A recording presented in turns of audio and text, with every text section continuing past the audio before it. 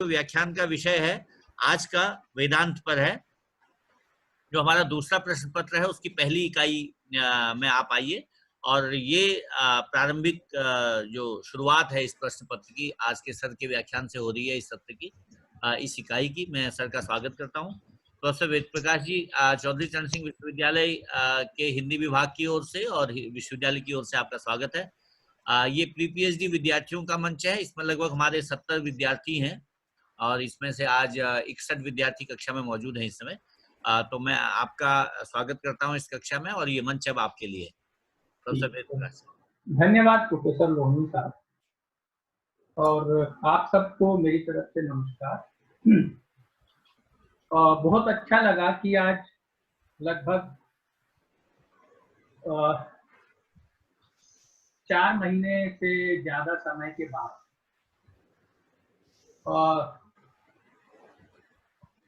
Research scholars की इतनी बड़ी संख्या से बातचीत करने का मुझे अवसर मिला। और इसके लिए मैं प्रोफेसर लोहनी का आभारी हूँ। आज जिस विषय की हम बात करने जा रहे हैं वो विषय बेहद बीहड़ है, लेकिन दिलचस्प भी हो सकता है।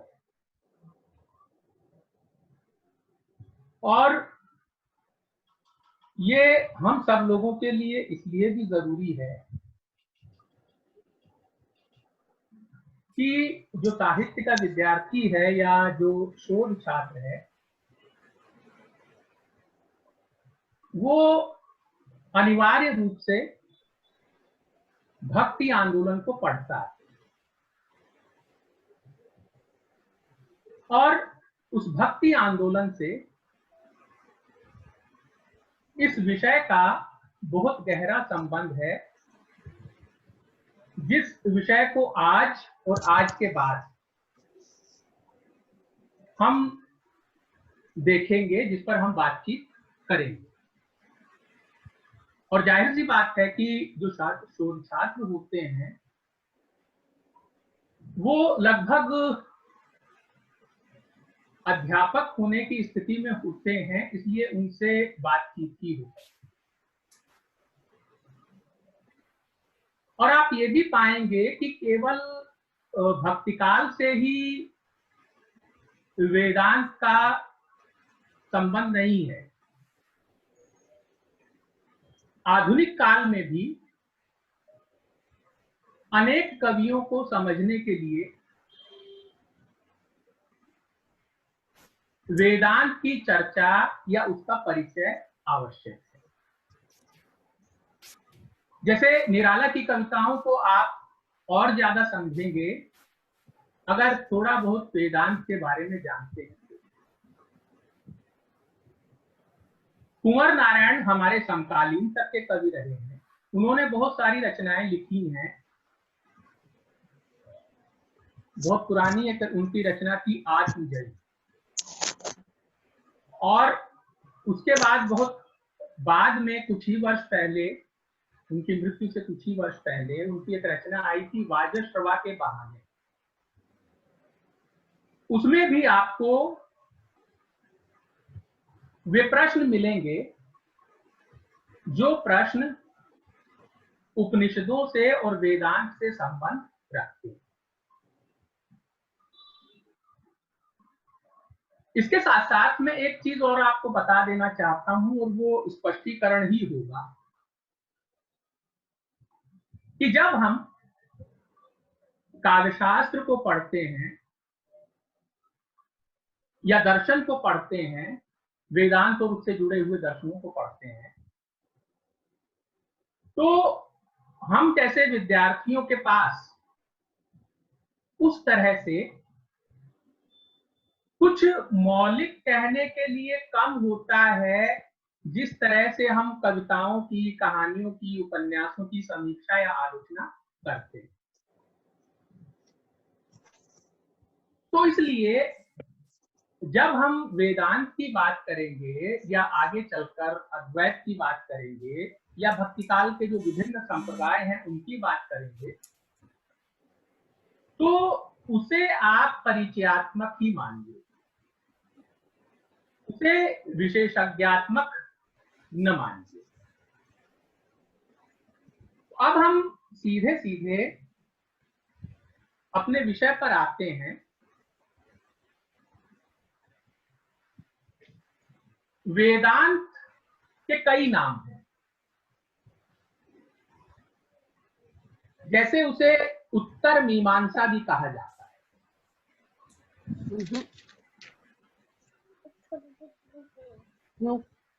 उसका एक नाम शारीरक मीमांसा भी है, और उसका एक नाम ब्रह्म मीमांसा भी है। तो जब भी आप कहीं वेदांत शब्द देखें या उत्तर मीमांसा शब्द देखें या शारीरक मीमांसा शब्द देखें या ब्रह्म मीमांसा शब्द देखें, तो अर्थ तो इनके भिन्न भिन्न हैं, लेकिन ये सभी शब्द वेदांत के ही सूचक माने जाएंगे। अब हम एक एक करके इन सब को ये नाम क्यों दिए गए हैं वो देखेंगे। वेदांत को वेदांत इसलिए कहा जाता है क्योंकि वेदांत का मुख्य आधार उपनिषद है, और वैदिक साहित्य में जो उपनिषद हैं वो सबसे बाद में आते हैं या अंत में आते हैं। इसलिए वेदांतों को, उपनिषद को, चूंकि वेदों का अंत कहा जाता है, इसलिए उपनिषदों पर जो आधारित है उसे वेदांत कहा जाता है। तो एक प्रश्न ये भी उठता है कि यदि उपनिषद वैदिक साहित्य में सबसे अंत में आते हैं, तो उससे पहले क्या क्या आता है ना? उससे पहले वैदिक संहिताएं आती हैं, उससे पहले ब्राह्मण आते हैं। ब्राह्मण भी एक साहित्य है जो वैदिक साहित्य से जुड़ा हुआ है, उसका अंग है।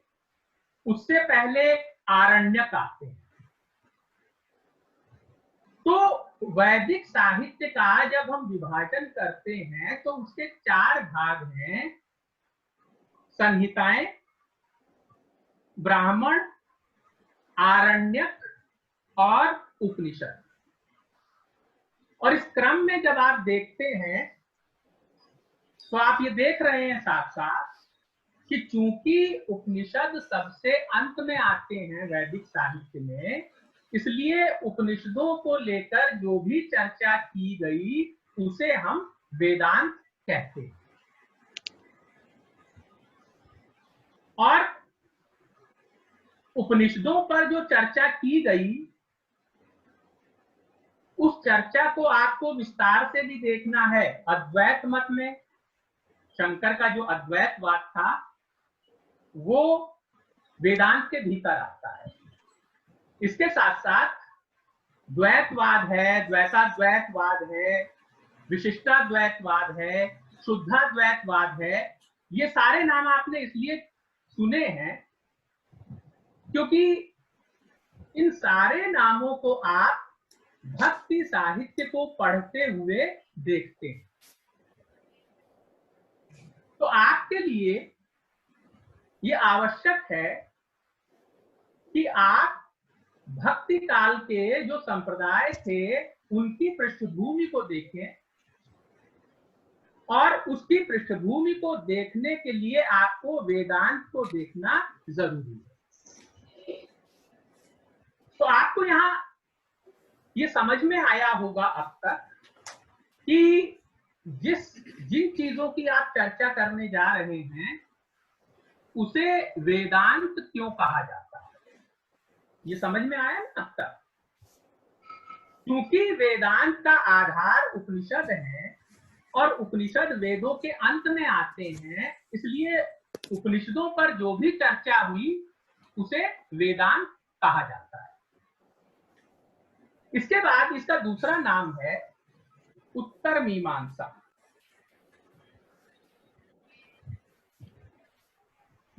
दरअसल इसे उत्तर मीमांसा इसलिए कहा जाता है, मीमांसा का अर्थ होता है अनुसंधान करना, विचार करना, खोज करना। और जो विस्तृत वेद वांग्मय है, जो बटा हुआ है संहिताओं में, ब्राह्मणों में, आरण्यक में और उपनिषद में, तो वो जो विस्तृत वेद वांग्मय है उसमें दरअसल बहुत सारी चीजें पाई जाती हैं। उसमें यज्ञ संबंधी विधियां भी पाई जाती हैं, उपासनाएं भी पाई जाती हैं और ज्ञान संबंधी मंत्र भी पाए जाते हैं, है ना। दरअसल संहिताओं का मतलब है जिसमें वेद के मंत्रों को संकलित कर दिया गया। और वो वेद मंत्र क्या थे कि वो जो आर्य, उन्होंने, उन आर्यों ने जब प्रकृति को देखा तो उसके बारे में उनकी अनुभूति हुई। हाँ, इसके साथ साथ इस जगत के संबंध में उनकी जो जिज्ञासा थी उसको लेकर जो उन्होंने कहा वो सब मंत्र थे और बाद में उनको संकलित किया गया और वो संहिताएं बनी। और उनका समय अलग अलग मानते हैं लोग, लेकिन वो समय जो है वो लगभग 2400 ईसा पूर्व से लेकर 4000 ईसा पूर्व तक का वो समय था जब वो संहिताएं रखी गई। तो ये जो संहिताएं हैं इनके बाद ब्राह्मण ग्रंथ आते हैं और ब्राह्मणों ग्रंथों के अंतर्गत, उन ब्राह्मण ग्रंथों के अंतर्गत जो यज्ञ की विधियां हैं उन यज्ञ की विधियों को बताया गया है कि एक गृहस्थ आदमी होता है, वो गृहस्थ आदमी, आप जानते हैं ना कि वेदों में यज्ञ पर बहुत बल दिया गया है। कामायनी पढ़ी है ना आपने? कामायनी में आप ये देखते हैं कि जब श्रद्धा घूमते हुए पहुंचती है कहां, जहां मनु निराश बैठे हुए हैं, तो श्रद्धा पहचानती कैसे है कि यहां पर कोई व्यक्ति है? किस आधार पर पहचानती है श्रद्धा? संकेत क्या है मनु के होने का? श्रद्धा ये बताती है मनु को, जब मैं इधर घूमती हुई निकली, मैं गंधर्वों की संतान हूं और इस संसार को जानने की मेरी इच्छा थी तो मैं घर से निकल पड़ी और मैंने ये देखा कि यहाँ पर बलि के भूत अन्न रखा हुआ है और यज्ञ की सामग्री रखी हुई है।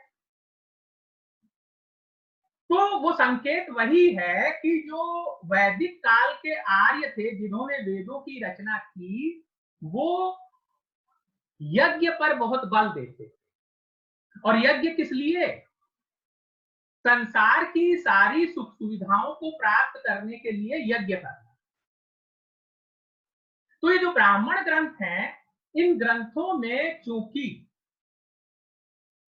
यज्ञों का विधान बताया गया है, उस विधान की चर्चा इन ब्राह्मण ग्रंथों में है। और आरण्यक का मतलब है वन में लिखे गए मंत्र, अरण्य में लिखे गए मंत्र।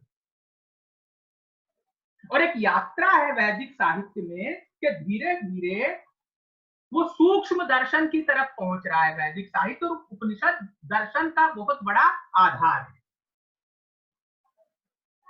इसीलिए संहिताएं, ब्राह्मण ग्रंथ और आरण्यक से होते हुए दर्शन पहुंचता है उपनिषद में,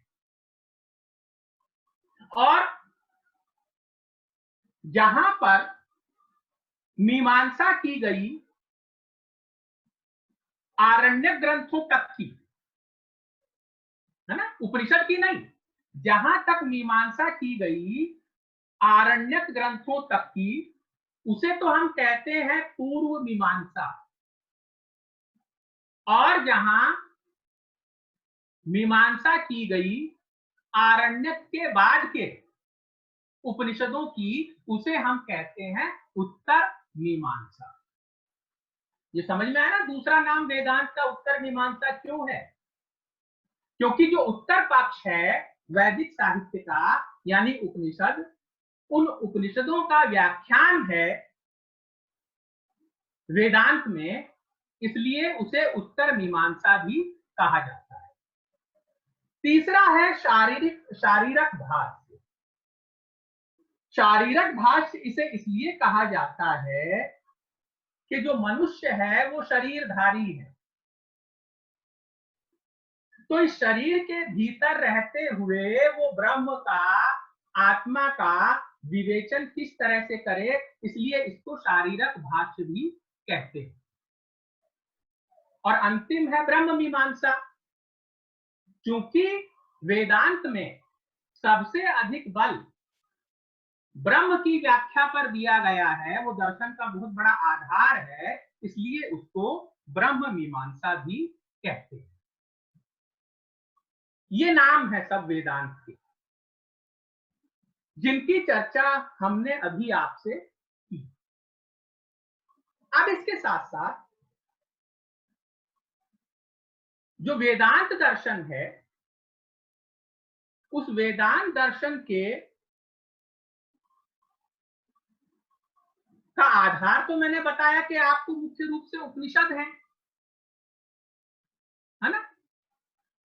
तो थोड़ा सा हम उपनिषदों की बात करेंगे कि जो उपनिषद हैं उनकी क्या स्थिति है।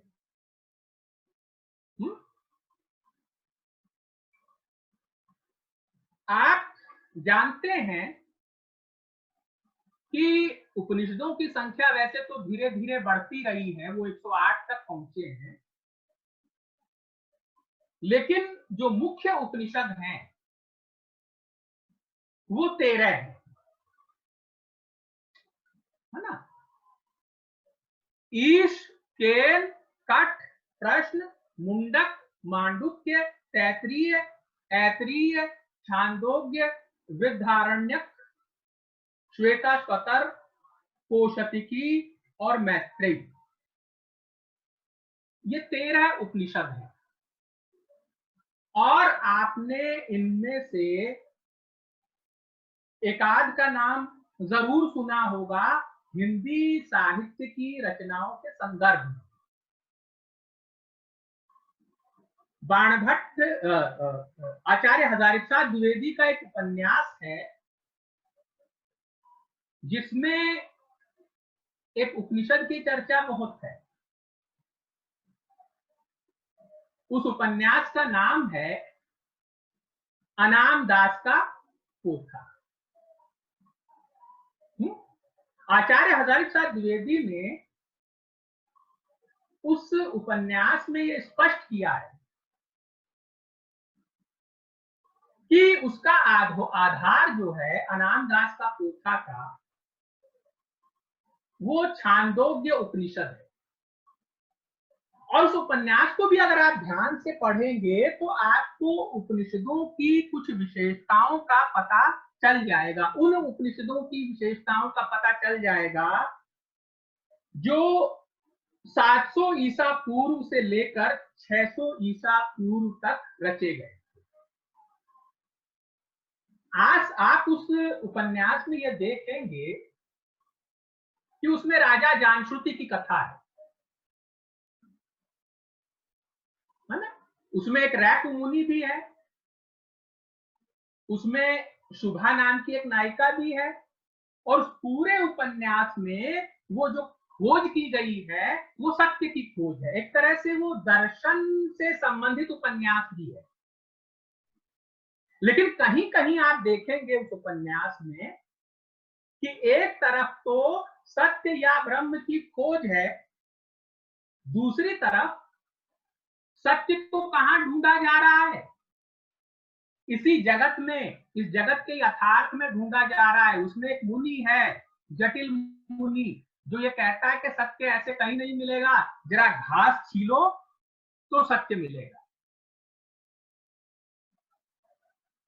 मुक्तिबोध की कुछ पंक्तियां है ना, मैं थोड़ा सा साहित्य की तरफ बार बार आपको इसलिए ले जा रहा हूं कि विषय बड़ा बोझिल होता है दर्शन, तो थोड़ा सा समझ में आए तो इसलिए। मुक्तिबोध की पंक्तियां हैं, विचार आते हैं बोझा ढोते समय। बहुत सारे लोगों को विचार कब आते हैं? बैठे ठाले ब्रह्म का कुछ करने के लिए कुछ नहीं है तो बेमतलब का चिंतन कर रहे हैं। लेकिन असली विचार कब आते हैं? जब हम श्रम करते हैं, बोझा ढोते हैं। अनामदास के पोथा में जटिल मुनि यही कहता है कि जरा घास छीलो, लोगों की सेवा करो, ये जो जो अकाल से पीड़ित लोग हैं इनकी सेवा करो, यही सत्य है। भारत में हमेशा दो तरह के दर्शन रहे हैं, एक नास्तिक दर्शन और दूसरा आस्तिक दर्शन। ये आप अच्छी तरह से जानते हैं कि भारत में आदर्शवादी, आत्मवादी, भाववादी दर्शन ही हमेशा से नहीं रहे हैं। भारत में भौतिकवाद की सत्ता भी पुराने समय में रही है और इन दोनों का बड़ा संघर्ष चला है आपस में। और धीरे धीरे हुआ क्या कि वो जो भौतिकवादी दर्शन था, जो इस संसार पर बहुत बल देता था, किसी लोकोत्तर सत्ता को नहीं मानता था, किसी ईश्वर को नहीं मानता था, जो वेदों को नहीं मानता था, उस दर्शन को दबा के स्थापना किसकी हुई? आत्मवादी दर्शन की। यानी जो ईश्वर को मानते थे। और हमारे यहाँ हुआ क्या कि जो नास्तिक है वो एक बहुत बुरे अर्थ में प्रचलित हो गया। तो उपनिषदों में आप ये पाएंगे कि एक विकास की श्रृंखला है। ये केवल दर्शन नहीं है, दर्शन भी बनता किस चीज से है? दर्शन बनता है हमारे आसपास की परिस्थितियों से, है ना। जो दर्शन का निर्माण भी होता है वो हमारी भौतिक परिस्थितियों से होता है। और उपनिषदों की एक बहुत बड़ी विशेषता है कि उसका मुख्य काम तो है दर्शन, जीव की, जगत की, ब्रह्म की, आत्मा की, इन सब की दार्शनिक विवेचना करना उपनिषद का काम है। इसी को तो हम दर्शन कहते हैं ना। लेकिन उसके साथ साथ उपनिषदों में बहुत कुछ ऐसा है जो कर्म कांडों का विरोध करता है। जो वैदिक कर्म कांड हैं उन सब का उपनिषदों में विरोध भी मिलता है। इसका सबसे बड़ा कारण ये है कि भारत में कई दर्शन ऐसे थे जो कर्म कांडों का विरोध करते थे। बौद्ध दर्शन आप जानते हैं स्पष्ट रूप से। बौद्ध दर्शन को वेद विरोधी या नास्तिक दर्शन माना जाता है। एक समय में नास्तिक होने की परिभाषा आप जानते क्या है? नास्तिक होने की परिभाषा की वेदों का विरोध करना, यह नास्तिक होने की परिभाषा थी। और बौद्ध वेदों का विरोध करते थे क्योंकि वो कर्मकांडों का विरोध करते थे। वो ब्राह्मणवादी सत्ता को चुनौती देते थे। जैन दर्शन भी ऐसा ही करता था। सांख्य दर्शन भी इस संसार से अलग किसी ईश्वर की सत्ता नहीं मानता था। वो भी प्रकृति और वो ये मानता था कि प्रकृति ही अपना विस्तार करती है, कोई ईश्वर नहीं है इससे ऊपर। तो ध्यान दीजिए आप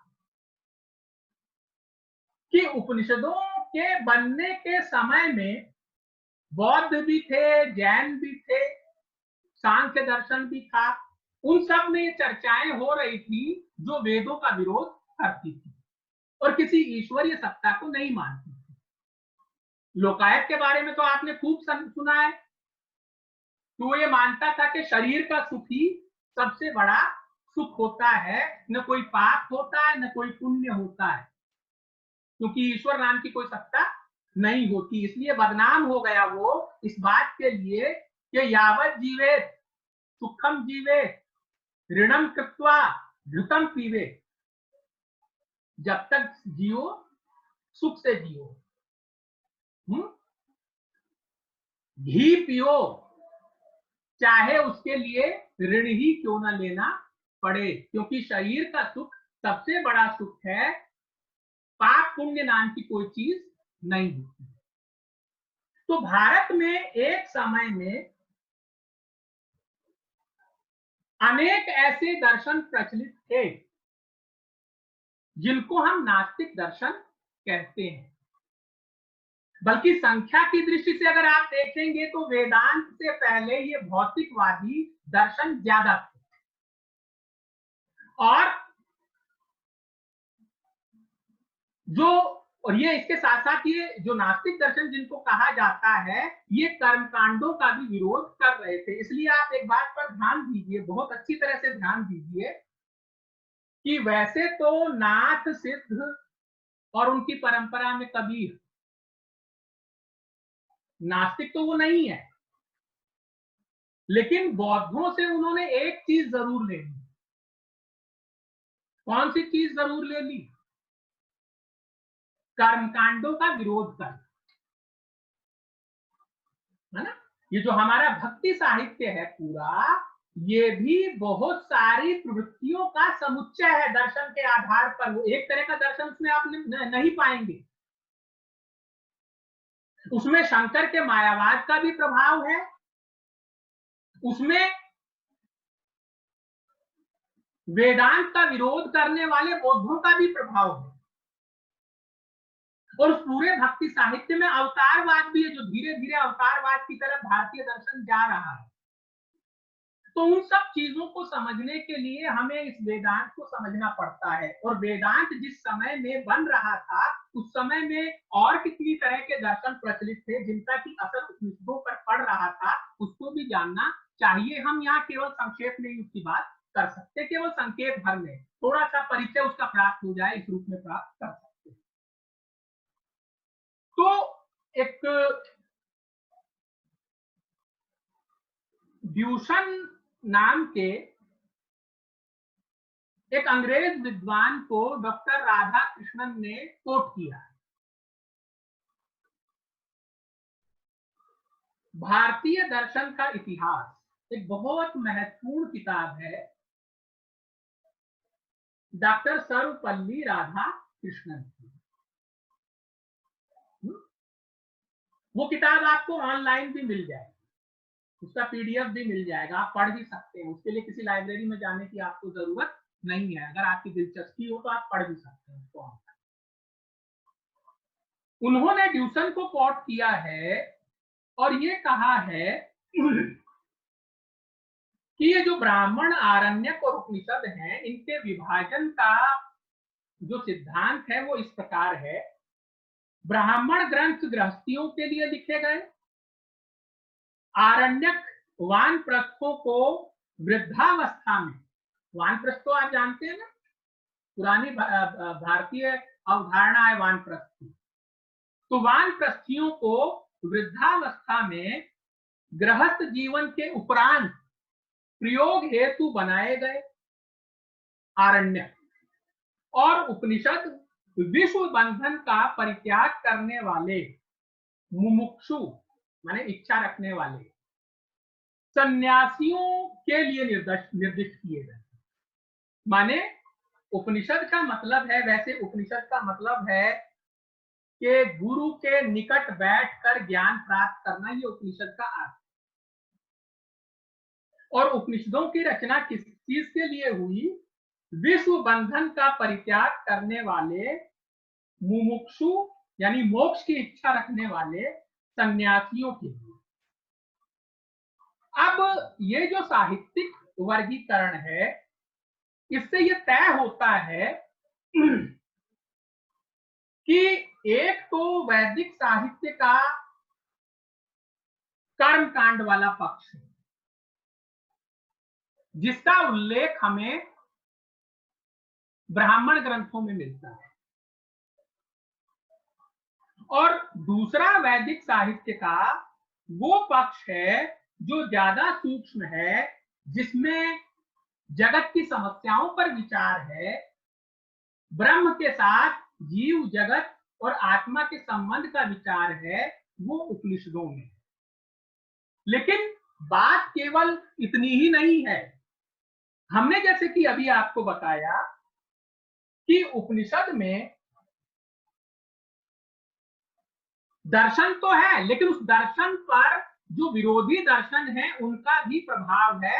इसलिए मुख्य रूप से तो उपनिषद ये काम करते हैं कि ब्रह्म की सत्ता का जीव जगत और आत्मा के साथ क्या संबंध है, इसकी वो विवेचना करता है। लेकिन उसके साथ साथ ये मुख्य होते हुए भी उन उपनिषदों में विरोधी विचारधाराएं भी मिलती हैं। इस चीज को आप हमेशा ध्यान में रखेंगे कि उपनिषद केवल किसी एक विचारधारा पर पूरी तरह से नहीं चलते, वो उन विचारों को भी अपने भीतर समेटे हुए हैं जो बौद्धों के यहाँ, जैनियों के यहाँ, इसके साथ साथ सांख्य में हमें मिलते हैं। इसीलिए ये कहा जाता है भक्ति काल में सगुण और निर्गुण ये दो धाराएं आप करते हैं ना, लेकिन इन दोनों के आधार आपको उपनिषदों में मिल जाएंगे। आपको उपनिषद में बल्कि बहुत प्रबल रूप में निर्गुण मिलता है आपको उपनिषदों में। लेकिन हुआ क्या कि धीरे धीरे अवतारवाद की स्थापना हुई वेदांत में, और वो सगुण भक्ति की तरफ चला गया। तो उपनिषदों में जो परस्पर विरोधी विचारधाराएं थी दर्शन से संबंधित, उनका भी उल्लेख मिलता है। अब वेदांत का जो दूसरा आधार है वो है बहुत महत्वपूर्ण एक ग्रंथ है ब्रह्म सूत्र। एक तो हमने आपको बताया उपनिषद। उपनिषद इसलिए बताया हमने आपको क्योंकि उपनिषदों पर ही आधारित पूरा वेदांत है। एक व्यक्ति थे बादरायण,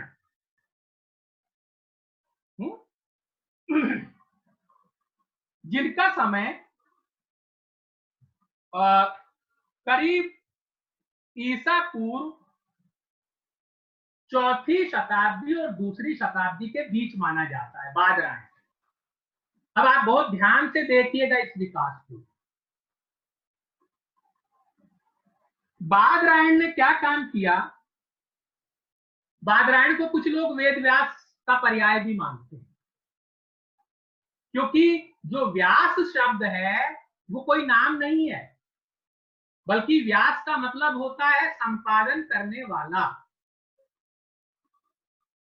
है ना। इसलिए कथावाचकों में एक व्यास की गद्दी भी होती है जिस पर बैठ के कथावाचक कथा कहता है, उसको व्यास की गद्दी कहा जाता है।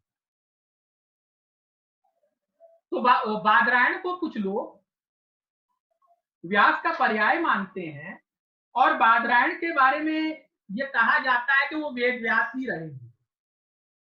बादरायण ने क्या किया कि जब ये देखा कि उपनिषद में परस्पर विरोधी विचारधाराएं मिलती हैं, जब ये देखा उन्होंने, तो उन्होंने उसका संपादन किया और उन परस्पर विरोधी विचारधाराओं को एक तरफ मोड़ दिया। और जिस ग्रंथ में ये काम किया उस ग्रंथ को कहा जाता है ब्रह्म सूत्र, और ये पहला काम था। पुराने वेदांत का ये पहला उदाहरण था ब्रह्म सूत्र।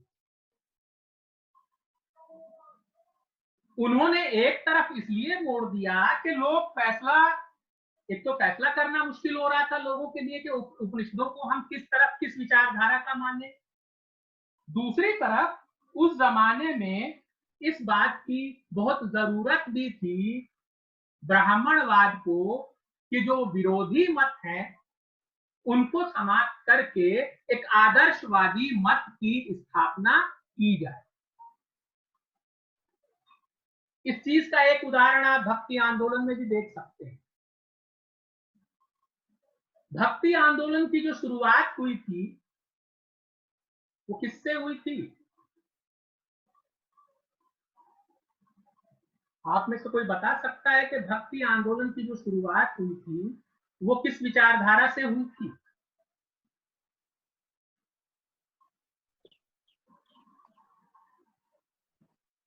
भक्ति आंदोलन जब शुरू हुआ हिंदी प्रदेश में ही मानिए, तो उसकी विचारधारा क्या थी? सर अद्वैतवाद। अद्वैतवाद तो शंकराचार्य का दर्शन है ना? सर उपनिषद से मानी जाती है, श्वेता उपनिषद। नहीं, उपनिषद श्वेता नहीं, सगुण से या निर्गुण से? निर्गुण से सर, निर्गुण सर निर्गुण से। और अंत कहाँ हुआ? निर्गुण से। सगुण का निर्गुण से।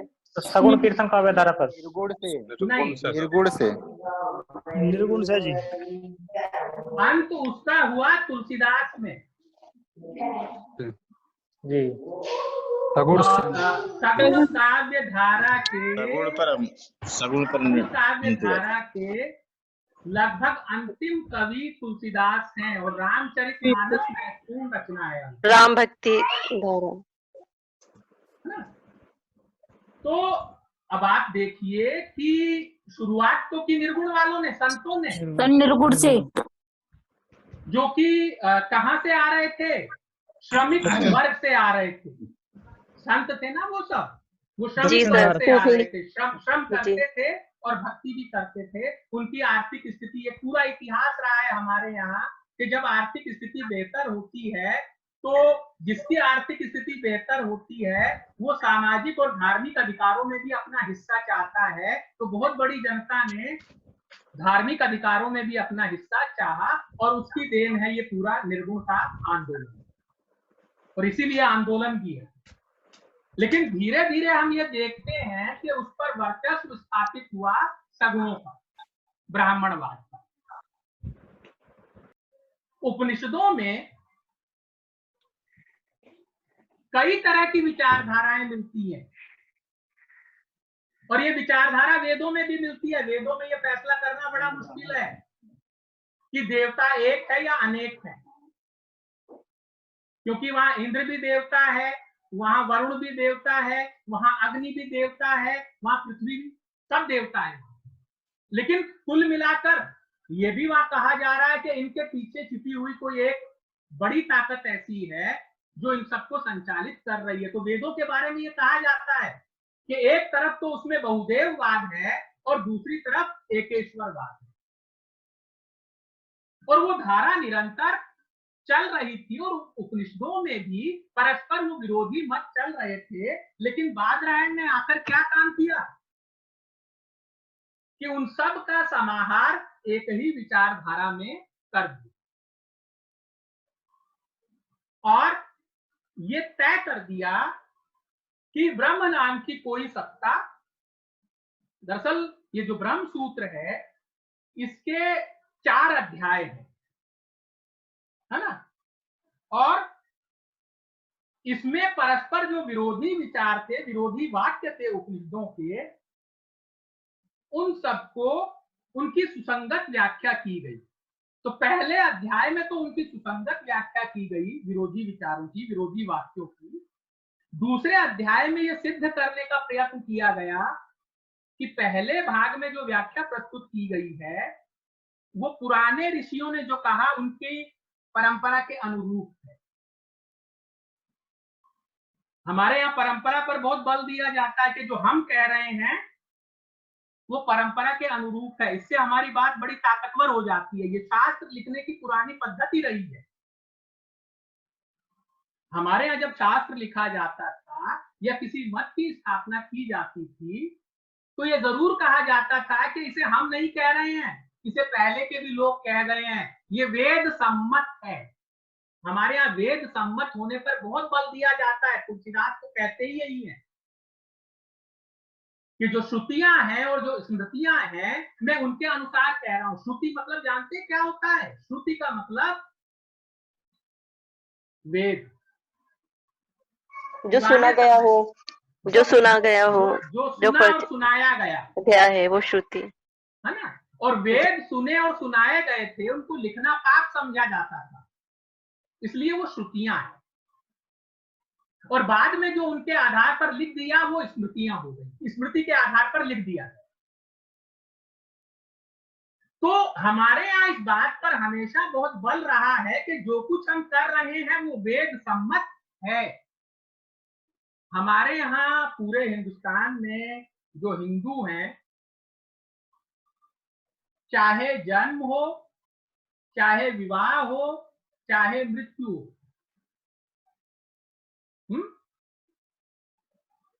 किस विधि से इन सब कार्यों को संपन्न करते हैं? वेद की विधि से।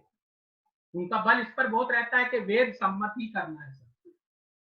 तो बादरायण ने जब इन उपनिषदों को इकट्ठा किया, उनका संपादन किया, तो कहा कि मैं नहीं कर रहा हूं, ऐसा पुराने ऋषि भी ऐसा ही कहते थे।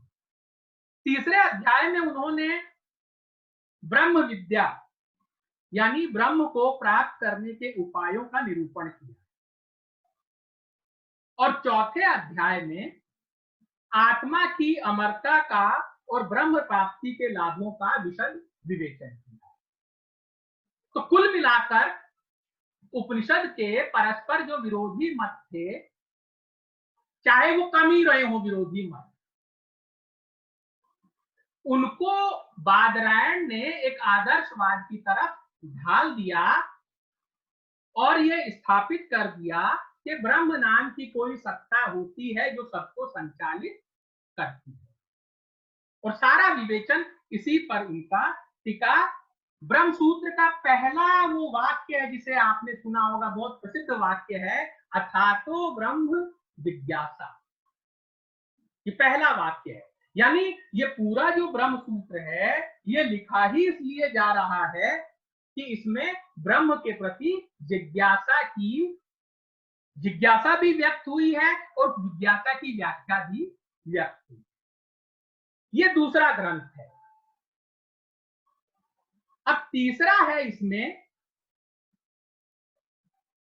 श्रीमद् भागवत गीता।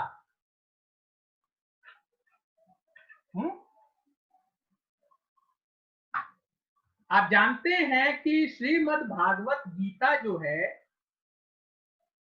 वो महाभारत का एक हिस्सा कहा जाता है। लेकिन ये भी मानते हैं लोग कि महाभारत में बहुत संक्षेप में है, बाद में उसका विस्तार किया गया और उसका जो समय है वो ब्रह्म सूत्र से देखिए थोड़ा सा आगे का है, वो है 300 से 200 ईसा पूर्व। और आप जानते हैं कि श्रीमद् भागवत गीता का पूरा नाम बाल गंगाधर तिलक ने, नाम सुना ना बाल गंगाधर तिलक का? वो क्रांतिकारी ही नहीं थे। क्रांतिकारी होने के साथ साथ उन्होंने बहुत महत्वपूर्ण ग्रंथ लिखा है। उस ग्रंथ का नाम जानते हैं? जी सर, गीता रहस्य। गीता रहस्य। और गीता रहस्य में उन्होंने ये बताया है कि इस भगवत गीता का उन्होंने अर्थ किया है भगवान से गाया गया उपनिषद। और एक जगह उन्होंने एक रूपक का वर्णन किया उसकी भूमिका में। रूपक क्या है? आप उस रूपक को ध्यान से देखेंगे तो आपको समझ में आ जाएगा कि भागवत को भी, श्रीमद् भागवत भगवत गीता को भी, भागवत अलग है, भागवत पुराण अलग है बिल्कुल। हम यहाँ श्रीमद् भगवत गीता की बात कर रहे हैं। श्रीमद् भगवत गीता में क्या है उस रूपक से समझ में आए। जितने उपनिषद हैं वे मानो गाय हैं। श्री कृष्ण स्वयं दूध दुहने वाले ज्वाला हैं। बुद्धिमान अर्जुन भोक्ता बछड़ा है और जो दूध दुहा गया वही मधुर गीता का अमृत है। यानी उपनिषदों का सार है। इसी से इसका पूरा नाम श्रीमद् भगवत गीता उपनिषद है। ये खुद बाल गंगाधर तिलक कहते हैं। गीता उसका संक्षिप्त नाम है। इसीलिए श्रीमद् भगवत गीता भी वेदांत का एक उत्तम ग्रंथ है। अब आप अगर वेदांत का ये उत्तम ग्रंथ है तो इससे पहले तो ब्रह्म सूत्र की रचना हो चुकी है। इसकी क्या जरूरत पड़ी? इसकी जरूरत इसलिए पड़ी कि जो गीता है वो मुख्य बल देता है कर्म पर, प्रवृत्ति पर, और ब्रह्म सूत्र में मुख्य बल किस पर है? कर्म से विरत होकर ब्रह्म की साधना पर। तो एक कमी जैसे रह गई थी दर्शन में, उस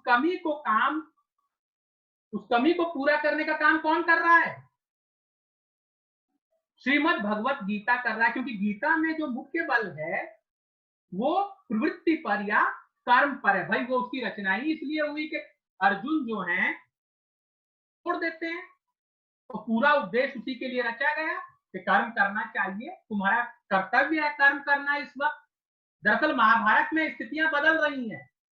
पहले जो कबीलाई समाज था ना, जो एक दूसरे से घनिष्ठ था, उस कबीलाई समाज का रूप बदल रहा था और धीरे धीरे सामंतवाद की तरफ हम जा रहे थे। तो जो अर्जुन है वो उस कबीलाई समाज की तरफ बढ़ते हैं। वो ये कहते हैं ना, मैं युद्ध कैसे करूं, ये सब मेरे कोई भाई है, कोई ससुर है, कोई कुछ है, तो इनसे मैं कैसे युद्ध कर सकता हूं। कृष्ण कहते हैं कि नहीं, कोई कुछ नहीं है। तुम्हें इस समय अपना क्षत्रिय के रूप में कर्तव्य करना चाहिए। तो कर्म की ओर वो बढ़ाते हैं। इसलिए गीता उपनिषदों की जो कर्म युक्त प्रवृत्ति से विमुक्ता है उसको स्थापित करने का काम गीता करती है। इसलिए उसको भी एक तरह का उपनिषद कहा गया है। अब वेदांत में क्या हुआ? हमने इन तीन चीजों की चर्चा क्यों किया?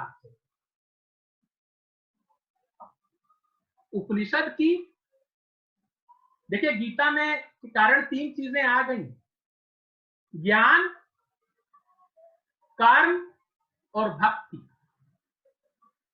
है ना। ज्ञान का सहारा लिया शंकराचार्य ने, भक्ति का सहारा लिया रामानुज आदि जो विद्वान थे शंकराचार्य के बाद जो आचार्य आए उन्होंने, और कर्म का सबसे बड़ा सहारा किसने लिया? बाल गंगाधर तिलक और गांधी। हमने इन तीनों की चर्चा आपसे क्यों की? क्योंकि इन तीनों को कहा जाता है प्रस्थान त्रय। गीता, ब्रह्मसूत्र और गीता। प्रस्थान त्रय क्यों कहा जाता है? आप जानते हैं प्रस्थान त्रयी से इनको क्यों कहा? तीन है ना ये, उपनिषद, ब्रह्मसूत्र और गीता। इन तीनों को प्रस्थान त्रयी इसलिए कहा जाता है कि जो वेदांत दर्शन के जितने भी आचार्य हैं वो सब इन तीनों का भाष्य करते हैं अपने अपने संप्रदाय के समर्थन में। हर संप्रदाय को स्थापना के लिए किसी की सहायता की जरूरत होती है ना, परंपरा की सहायता की जरूरत होती है। तो शंकराचार्य पहले ऐसे आचार्य हैं जिन्होंने इनका गीता का भी भाष्य लिखा, ब्रह्मसूत्र का भी भाष्य लिखा। ये बाद में आने वाले आचार्यों के लिए जरूरी हैं भाष्य की दृष्टि से। भाष्य का मतलब आप जानते हैं, एक होती है टीका, एक होता है भाष्य। टीका का मतलब होता है केवल अर्थ बताना, अर्थ ही बताते ना टीका में। और भाष्य में केवल अर्थ नहीं बताया जाता, केवल व्याख्या नहीं की जाती, आलोचना भी की जाती है, अपना मत भी दिया जाता है। तो ये जो उपनिषद है, ब्रह्मसूत्र है और गीता है, ये वेदांत में आने वाले दर्शनों के लिए प्रस्थान त्रयी हैं। वेदांत में आने वाले जितने भी दर्शन हैं वो सब इनका भाष्य करते हैं, इसलिए इन तीनों का उनके लिए बहुत महत्वपूर्ण है। इसलिए वेदांत का मतलब क्या हो गया? उपनिषद, ब्रह्मसूत्र, गीता और उन पर लिखा गया सारा का सारा भाष्य। और वो भाष्य किन किन लोगों ने लिखा? शंकराचार्य ने भी लिखा और उनके विरोधी जो बाद में आने वाले आचार्य हैं, जिनमें रामानुज भी हैं, जिनमें निम्बार्क भी हैं, जिनमें वल्लभाचार्य भी हैं, इन सब ने वो भाष्य लिखा और अपने अपने दर्शनों की स्थापना की। और अपने अपने दर्शनों की स्थापना करते हुए उन्होंने ये दिखाया कि देखिए जिस दर्शन की स्थापना हम कर रहे हैं वो किसके समर्थन में है? वो त्रयी के समर्थन में है, तीन जो ग्रंथ हैं उनके समर्थन में है। और इस तरह से वेदांत का मतलब ये हो गया कि उपनिषदों पर आधारित जितनी भी व्याख्या है मध्यकाल तक के जो सारे संप्रदाय हैं वो वेदांत दर्शन के अंतर्गत आते हैं। इन तीन के अतिरिक्त एक और भी आया भक्ति काल में, भागवत पुराण, जो भक्ति का ग्रंथ कहा जाता है, उसको प्रस्थान त्रयी के भीतर शामिल किया वल्लभाचार्य ने। और इस तरह से प्रस्थान त्रयी प्रस्थान चतुष्टय हो गया, चार हो गए, क्योंकि भक्ति पर बहुत बल दिया गया ना भक्ति काल में। तो उस भागवत पुराण को भी दर्जा दिया गया इन तीन के समान। तो अब यहां पर वेदांत का मतलब क्या हुआ? वेदांत का मतलब उपनिषद, ब्रह्मसूत्र, ब्रह्मसूत्र के बाद गीता, इन सब पर जिसने भी अपने मत की स्थापना के लिए भाष्य लिखा इनके समर्थन में, वो सारा का सारा वेदांत हुआ। अब इस वेदांत के अंतर्गत अद्वैत वेदांत भी आता है, जिसकी हम चर्चा कल करेंगे, शंकराचार्य की।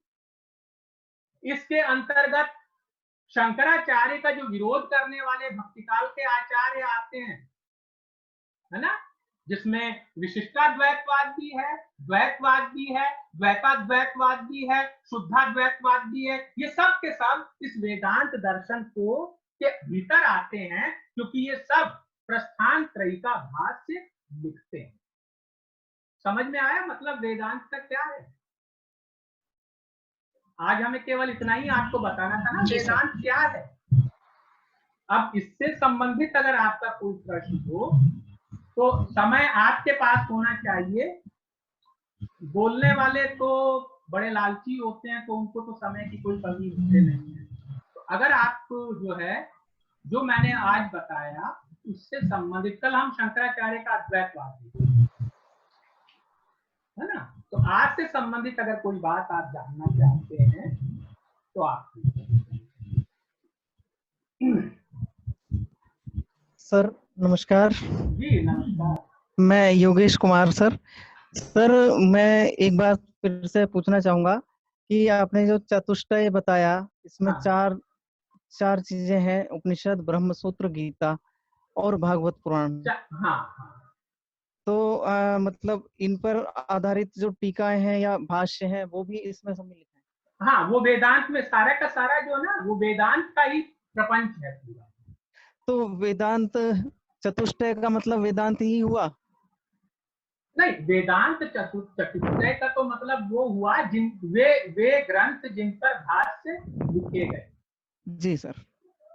अच्छा। तो इसका मतलब प्रस्थान चतुष्टय से ज्यादा व्यापक है वेदांत जी क्योंकि उसके भीतर ये चतुष्टय भी आते हैं जी और इनके साथ साथ इन पर जो भाष्य लिखा शंकराचार्य द्वारा लिखा गया और अद्वैतवाद की स्थापना की गई है ना, रामानुज जी द्वारा जो लिखा गया विशिष्टाद्वैतवाद की स्थापना की गई, ऐसे ही चलते हुए वल्लभाचार्य तक पहुंचे जिन्होंने शुद्धाद्वैतवाद की स्थापना की। ये जी सब सर। वेदांत के भीतर आता है। लेकिन आज जी हमें केवल वेदांत के अर्थ की बात और उसके आधार की बात करनी थी, है ना। और जी चूंकि जी वेदांत के ये तो पुराना वेदांत है जिसकी हमने आज बात की, इस पुराने वेदांत के बाद वेदांत का वो हिस्सा शुरू होगा जो संप्रदायों के रूप में है आगे, जी सर। तो वो भी वेदांत के भीतर आता है, वो भी वेदांत दर्शन का ही हिस्सा है।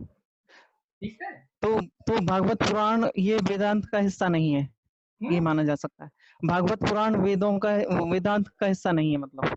नहीं, अभी भागवत पुराण को बाद में शामिल कर लिया गया ना, मैं तो यही कह रहा हूँ। जी जी सर। उसको उसे जो है उपनिषदों का दर्जा दे दिया गया, जैसे गीता को दिया गया। हाँ, गीता को चाहे दिया बहुत गया। बाद जी में ही दिया गया हो, हाँ, पर बाद लेकिन में दिया उसे भी गया। उस श्रेणी में शामिल कर लिया गया जी क्योंकि सर। भक्ति की स्थापना करनी थी।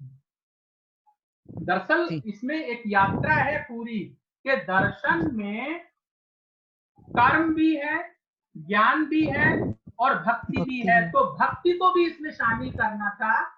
जी तो इसलिए भागवत पुराण, क्योंकि आप जानते हैं अच्छी तरह से, जी भक्ति के जितने तरीके हैं वो सब भागवत पुराण में बताए गए हैं, वो बाद जी का सर। ग्रंथ है। तो जी चूंकि भक्ति की स्थापना दर्शन के साथ साथ करनी थी, दर्शन के साथ भक्ति पर भी बल देना था, जी है ना। हालांकि जी भक्ति सर। आपको भगवत गीता में भी मिलेगी। जी कृष्ण भी ये कहते हैं, सबकी शरण छोड़ो केवल मुझे ही भजो, मामेकम शरणम वज। है ना, हाँ है ना, जी वही है ना। हाँ तो वहां हाँ भी एक तरह से एक की प्रधानता की बात की जा रही है, लेकिन कृष्ण जी उसके साथ साथ ये कहते हैं कि तुम चाहे जिसको भजो हम्म, उनके रूप में मुझे ही भजोगे, जी वो छूट भी देता है हाँ ना। लेकिन मुख्य जो काम है भगवत गीता का वो कर्म की बात जी, है। कर्म की बात है। तो जी भक्ति को और ज्यादा भक्ति पर बल देना था, तो उसका जो आधार ग्रंथ था वो भागवत भागवत पुराण था, पुराण। इसलिए उसको इन तीन के साथ शामिल कर दिया गया, तो वेदांत में शामिल समझा जाए। जी सर, धन्यवाद सर। जी और बताइए, आज मुझे सिर्फ अर्थ बताना था आपको वेदांत, और आप ही को वेदांत पर जब आप लिखेंगे तो ये अर्थ ही बताएंगे कि उसके इतने नाम है, उसके भीतर ये साहित्य आता है। हेलो हाँ जी, सर, प्रणाम। प्रणाम। सर, बालेंद्र प्रताप सिंह। जी जी सर, मुझे एक चीज़ जानना है, एक जिज्ञासा है मेरी। जी आपने बताया कि जी हिंदी साहित्य में जी भक्ति का जो प्रारंभ होता है वो अलवार संतों से प्रारंभ होके हाँ निर्गुण रूप में और आगे विकास के क्रम में बढ़ते हुए तुलसीदास जी पे आके सगुण रूप में समाप्त हो जाता है। हाँ, मतलब समाप्त होने से ज्यादा हो सकता है। मेरे तब कहने का मतलब यह था कि प्रधानता सगुण की हो जाती है, माने वो पर्यवसित हो जाता है सगुण में। चल तो निर्गुण भी साथ ही रहा है, अंत नहीं हुआ है निर्गुण का भी, अंत तो किसी धारा का होता ही नहीं है ना। लेकिन धीरे धीरे क्या हुआ कि उस भक्ति आंदोलन में जिसे शिल्पियों ने, कारीगरों ने, श्रमिक वर्ग ने, जिसको हम कहते हैं तथाकथित अवर्ण जातियों से जो लोग आ रहे थे जिसमें, और उन्होंने भक्ति आंदोलन खड़ा किया था, बाद में उसके प्रभाव को देखते हुए उसमें शामिल कौन हो गए? सगुण मतवाद वाले भक्त भी शामिल हो गए और मुख्य हो गए धीरे धीरे। हाँ, अब आगे कीजिए आप। तब सर अगर वहां पे ये धारा समाप्त हो जाती है, भक्ति धारा, तब उसके आगे आने वाले जो कवि हैं, जो रीत काल के हैं, जो आधुनिक काल के प्रारंभ के हैं और अब तक के हैं, बहुत सारी रचनाएं हुई हैं जो भक्ति परक हैं और उसमें उत्कृष्टता भी देखने को मिलती है, एक से एक अच्छे ग्रंथ हैं, रचनाएं हैं। तब उनको हम किसके अंतर्गत रखेंगे? क्या उसमें भक्ति है ही? ऐसा नहीं। हम जब साहित्य के विकास को आप देखते हैं और धाराओं के संबंध को देखते हैं, शुक्ल जी ने एक बात साफ लिखी है कि किसी काल में किसी प्रवृत्ति की प्रधानता दिखाने का अर्थ ये नहीं है कि उस काल में दूसरी प्रवृत्तियां नहीं है ना? लेकिन दूसरी उन प्रवृत्तियों के होते हुए भी हम उसकी बात करते हैं जो प्रवृत्ति मुख्य हो गई है, बलवती हो गई। रीतिकाल की बात आप करते हैं, है ना? रीतिकाल में भक्ति है, लेकिन आचार्य हजारीप्रसाद द्विवेदी ने रीतिकाल की एक विशेषता ये भी बताई है कि जो रीतिकाल है वो धीरे धीरे लौकिकता की तरफ बढ़ रहा है। लौकिकता की तरफ कैसे बढ़ रहा है? अब खुद रीतिकाल का आदमी ये घोषणा करता है कि आगे के सुकवि रीझे तो कविताई, न तो राधिका कनाई के सुमिरन तो बहानो। क्या भक्तिकाल का कवि इस बात को कह सकता था? नहीं, है ना? नहीं। रूह कांप जाती उसकी इस बात को कहते हुए कि हम तो कविता कर रहे हैं मुख्य रूप से, तो कविता बन जाए तो बहुत अच्छी बात जी। और अगर कविता नहीं बन रही है तो चलो इसी बहाने राधा और कृष्ण का स्मरण कर रहे हैं जी। तो अब आप देखिए कि जो भक्ति का रूप है धीरे धीरे बदल रहा है। गली गली में खेलने वाले लड़के लड़कियां सब वो लाला राधा और कृष्ण ही है, तो भक्ति उस रूप में वहां नहीं है।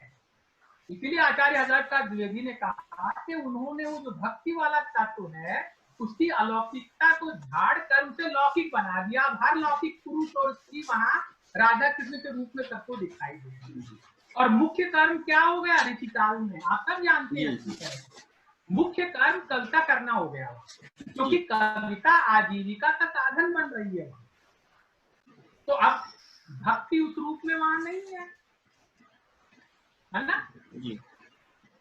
माने प्रधान प्रवृत्ति के रूप में उस तरह से भक्ति नहीं है, उसका विकास लौकिकता के रूप में हो रहा है जी। आप ये कह सकते हैं कि आधुनिक काल में जी मैथिली शरण गुप्त है, जी। निराला भी है, लेकिन ये आधुनिक काल के कवि हैं और इनकी रचनाओं को जब आप पढ़ेंगे जी। तो समय के जो आधुनिक दबाव हैं वो बहुत काम कर रहे हैं, वरना ये हमारे लिए उतने महत्वपूर्ण ना होते। माने मैथिली शरण गुप्त नवजागरण के समय में जी। एक आदर्श व्यवस्था की, भारतीय संस्कृति की खोज कर रहे हैं और उन पर बहुत बड़ा दबाव है गुलामी का, और वो रिकवर कर रहे हैं वापस उस भारतीय संस्कृति को जो पुराने समय में थी। वो भारत भारती में भी उसकी बात करते हैं, और जो उन्होंने साकेत लिखा है, चाहे यशोधरा लिखा है, चाहे पंचवटी लिखा है, उसको बहुत ध्यान से पढ़ेंगे आप तो उसपे आधुनिक समय के दबाव बहुत दिखाई देते हैं। राम की शक्ति पूजा में राम क्या पौराणिक राम है सिर्फ, वो तो कथानक है। जी। आधुनिक काल में जो कथानक है वो कथानक का ढांचा तो पुराना हो सकता है, लेकिन जो उसकी वस्तु है वो नहीं है। कवि का उद्देश्य बदल जाता है, राम की भक्ति करना मुख्य उद्देश्य नहीं है। राम तो परेशान है राम की शक्ति पूजा में। जो आधुनिक मनुष्य का अंतर्द्वंद्व है वो झलकता हुआ दिखाई देता है आपको राम के भीतर। यानी स्वाधीनता आंदोलन के जमाने में जो भारतीय जनता की निराशा है, उस निराशा का एक रूप आपको राम के भीतर दिखाई देता है। वहां सीता केवल सीता नहीं है, राम केवल राम नहीं है, रावण के साथ उनका संघर्ष केवल राम और रावण का संघर्ष नहीं है जी। उस पर हमारा जो भारतीय स्वाधीनता आंदोलन है, उस आंदोलन का बड़ा गहरा दबाव, उसकी पूर्ण छाप है, उसकी छाया है। तो अगर आप उसका अर्थ केवल पौराणिक करते हैं तो आप उसकी पूरी व्याख्या नहीं करेंगे। जी। आपको आपकी ये विवक्षा कहिए, चाहे आपका ये काम कहिए कि आपको वो जो आधुनिक अर्थ है राम की शक्ति पूजा हो, चाहे संशय की एक रात हो, चाहे पंचवट, सबके आपको आधुनिक अर्थ भी ढूंढने होंगे और इस आधुनिक अर्थ से ही इन रचनाओं का जो मूल्य है वो तय होता है। इसीलिए मैथिली शरणगुप्त का मूल्य थोड़ा सा कम इसलिए हो जाता है पौराणिक संदर्भ की रचनाओं में कि उनके यहाँ जो आधुनिकता है वो उतनी प्रखर नहीं है जितनी नरेश मेहता के यहाँ या निराला के यहाँ भी। आधुनिकता में भी वो पौराणिकता को पूरी तरह से खो नहीं पाते हैं। हाँ, वो दरअसल वो आधुनिक काल के वैष्णव कवि कहे जाते हैं जी। लेकिन कभी बहुत ध्यान से देखने पर उनके यहाँ भी बहुत कुछ ऐसा मिलता है। तो मैथिली शरणगुप्त पर और बहुत सारे दबाव थे ना, भाषा संबंधी दबाव था, नए विषयों का दबाव था, वो सारे दबाव भी थे, वो उनकी कमी नहीं है। वो इतिहास में हिंदी को साहित्य को बनना है तो बनावट का समय था, वो एक पूरा द्विवेदी युग का आदर्शवादी ढांचा था जिसको वो कहाँ से लाते, उन सब चीजों के माध्यम से ही ला सकते थे। साहित्य तत्कालीन परिस्थितियों से प्रभावित होता है। हाँ, तो भक्ति जो है वो अपनी, अगर भक्ति है भी तो वो अपनी मध्यकालीनता को छोड़कर या तो लौकिकता की तरफ बढ़ रही है या आधुनिकता की तरफ बढ़ रही है। क्योंकि ये बहुत महत्वपूर्ण है कि जो हमारे उपजीव्य दो ग्रंथ हैं, हमारे दो ही ग्रंथ है ना उपजीव्य, महाभारत और रामायण जी, इनका असर पूरे भारत के साहित्य पर बहुत दूर तक नजर आता है। लेकिन एक बात और बहुत महत्वपूर्ण है, चाहे वो संस्कृत का साहित्य हो चाहे हिंदी का साहित्य हो, राम कथा पर जितनी भी रचनाएं लिखी गई संस्कृत में भी, वो अपने समय से बहुत प्रभावित होती हुई चलती है ना। वाल्मीकि ने जो लिखा केवल वही भवभूति ने नहीं लिखा, भवभूति ने जो लिखा केवल वही कालिदास ने नहीं लिखा। समय का दबाव इन सब के ऊपर है, कथाओं को ही बदलते चलते हैं। तो जो भक्ति भी है अगर वो विकसित नहीं होती है, अपने समय के दबावों के अनुसार परिवर्तित नहीं होती है, अपने समय के प्रश्नों को लेकर नहीं आती है, तो हम सूरदास को तुलसीदास को पढ़ेंगे, उनकी नकल करने वाले कवियों को क्यों पढ़ेंगे? तो मेरे कहने का मतलब है कि जिस भक्ति की आप बात कर रहे हैं वो भक्ति है तो सही, तो एक तो वो मुख्य प्रवृत्ति के रूप में अब नहीं है, और दूसरा अगर कहीं नजर भी आती है तो अपने भीतर वो दर्शन के साथ साथ अपने समय के दबावों को भी छिपाए हुए चलते है ना। जी बिल्कुल, वैसा स्वरूप नहीं है जैसा कि भक्ति काल में था। अगर महत्वपूर्ण कोई कवि होगा जी, उद्धव शतक द्विवेदी युग में लिखी गई जी, है ना, पर बहुत अच्छा लिखा नंद दुलारे वाजपेयी ने एक लेख जी, लेकिन उन्होंने ये कहा कि वो एक बहुत अच्छी रचना तो है उद्धव शतक, लेकिन वो हमारे समय की अनिवार्य रचना नहीं है। अनिवार्य रचना इसलिए नहीं है क्योंकि वो आधुनिक समय में पुराने समय की रचना है। तो अनिवार्य रचना कौन सी होगी? जो अपने समय के प्रश्नों को उठाए, है ना। जी सर, धन्यवाद, प्रणाम। ठीक है। जी बहुत ही बढ़िया व्याख्यान सर हम लोगों ने